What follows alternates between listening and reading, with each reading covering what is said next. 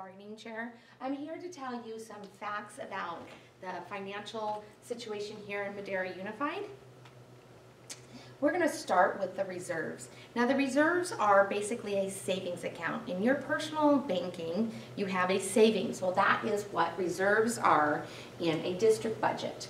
Okay, and the Madera Unified's budget is very, very healthy, and they have a very healthy reserve. In fact, over the past several years, they have projected their reserves, their savings account, to be much lower than it actually is. Now, last year, at the end of 2017-18 school year, their reserves were at $48 million, $48.5 million, which is 19% of their budget. Now, in the state of California, they require all districts to have 3% in their reserves. That's a requirement. They cannot go lower than 3%.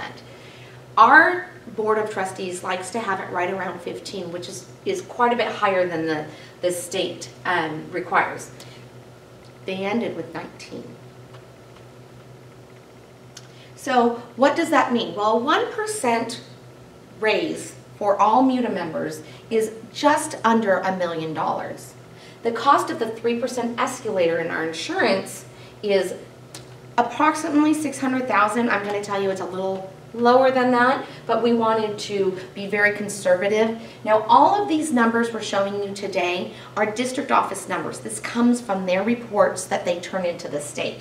So this isn't anything we're drumming up.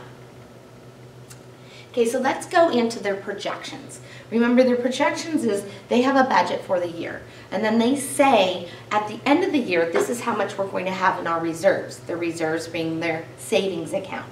Their reserves are open for general fund. They can spend that on anything. Okay, so when they turned in the beginning report for 2013, they projected their reserves would be at 14.6%.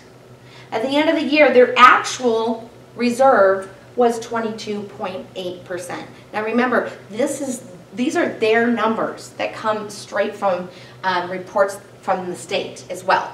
In 2014, they projected at the beginning of the year, when they started that year, that it was going to be at 20.4% in the reserves. But they ended up with 21.5%. Even though that's only a 1.5% difference, 21% in their reserves, in savings. 20% of their budget is savings. When we go down to 2015, they projected a 15.6, and they were at 17.2, which is almost $32 million. Okay, and in 2016, they projected 15.7, and they actually ended up at 19.2. We're up to $40 million in reserves at that point. Now they projected in 2017 15.5 in their reserves, and they ended up with 19.4. Look at, our reserves are getting bigger and bigger and bigger and bigger and bigger as we go down in the years. And last year they projected that it would be 13.2%, only $33 million. And they ended up with 16.0% at $40 million. Now, I want to explain the difference between this and the slide we just went over, because we said their reserves were at $19 million. And here it says 19%, I'm sorry, 19%.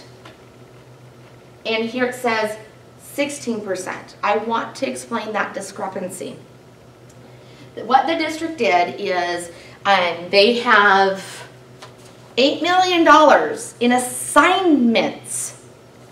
Okay, they've assigned $8 million last year, 2018, into certain things that they were going to do. They didn't do them. They're just on paper, they assigned them to things. They didn't spend that money. However, when they turn in their report to the state, they didn't include that $8 million of assignments in this number. So if you include that $8 million, it does bring you up to what we said here, $48 million and 19%. Okay, so that's why you see a difference there, and so we wanted to explain that to be totally transparent with you what is going on with the fiscal issues in the district. Okay, so now I want to talk to you about transfers out of the general fund. The general fund is the money that they can spend on anything. They decide what to spend it on. There are restricted funds and unrestricted funds. Okay, we're talking about unrestricted funds, meaning whatever they can spend it on, whatever they want. It's their choice. Okay, so what they've decided in the last 4 years to take a lot of that money to is the building fund.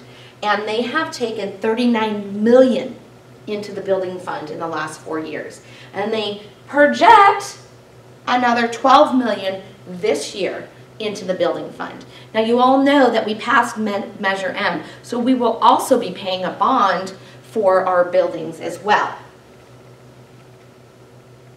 Okay, so what do we want? Well, first of all, we want to be respected. We're the ones who work with these children every day. We're the educators, the nurses, the counselors, the librarians who have face-to-face contact with these students every day.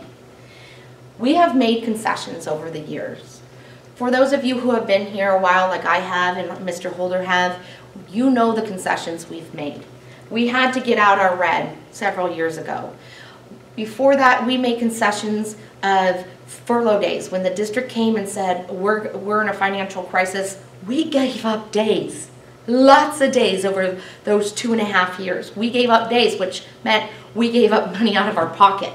And then when times were starting to be okay, our increases were so minimal. We didn't have increases for almost 7 years, and then when we did, they were minimal. Because we don't want to break the bank.